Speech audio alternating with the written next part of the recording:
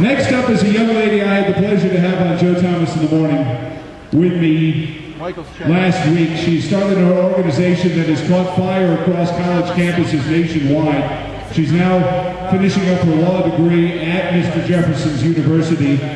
She's the founder of the Network of Enlightened Women, to talk about liberty and freedom from the under 30 perspective, because we've been told too long that they want big government, and Karin Agness is here to tell you no they don't. Ladies and gentlemen, Karin Agness.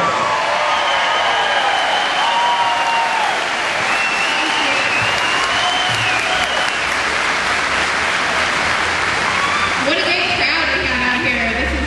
I didn't know there were so many great conservatives here in Charlottesville. This is wonderful. Now, as we all know, our government was formed with a limited purpose and with limited powers. But history has taught us when the federal government takes on an issue, it often ends up taking over the issue, and not always very effectively. And I'm here to talk to you from a young person's perspective on a government's perspective for those people under 30, and specifically on education. Now, whether government is supporting education financially, setting standards, or providing a topic for discussion in our classes, one of the most noticeable ways that me and my fellow students experience government on a daily basis is in the classroom. Now, there's over 75 million people in America in school, from nursery schools to colleges. How many students do we have out there today? Way up in the front row. That's great. Great showing young people today in a wide variety of ages.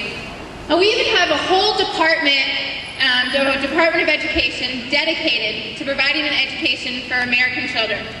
Its mission to promote student achievement in preparation for global competitiveness. Over 4,000 employees are in our Department of Education, and they have a huge budget, $68.6 billion budget in our Department of Education.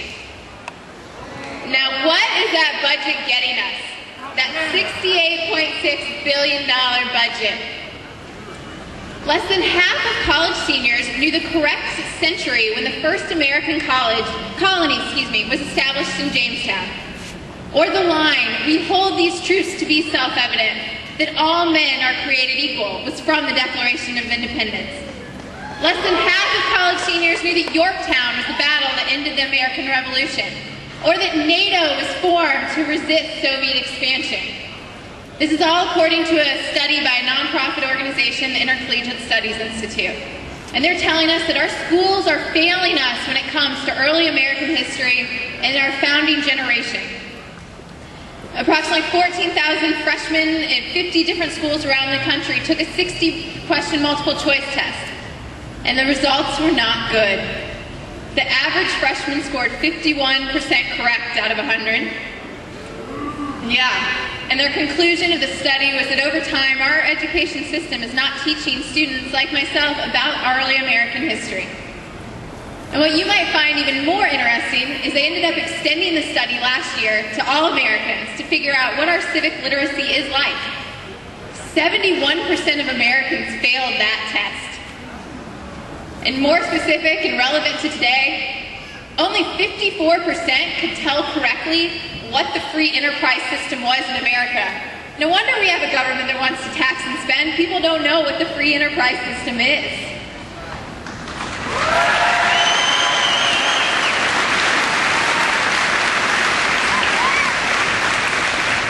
And what many of you will probably appreciate, and no offense to some of our former office holders up here on the stage, but our office holders typically have less civic knowledge than the general public. They scored 5 percentage points less than the general public on this test. Now, this educational problem is important to highlight, and it speaks to the issues that we're facing today. The history of our nation, specifically our founding, teaches us a lot about the role of government. And without that education, it's easy to drift away. And drifting away we are. Now, as a graduate of UVA undergrad, and now I'm in my third year of law school at UVA, I had to find an appropriate Jefferson quote for this occasion. And I found one. Thomas Jefferson declared, "If a nation expects to be ignorant and free, it expects what never was and never will be."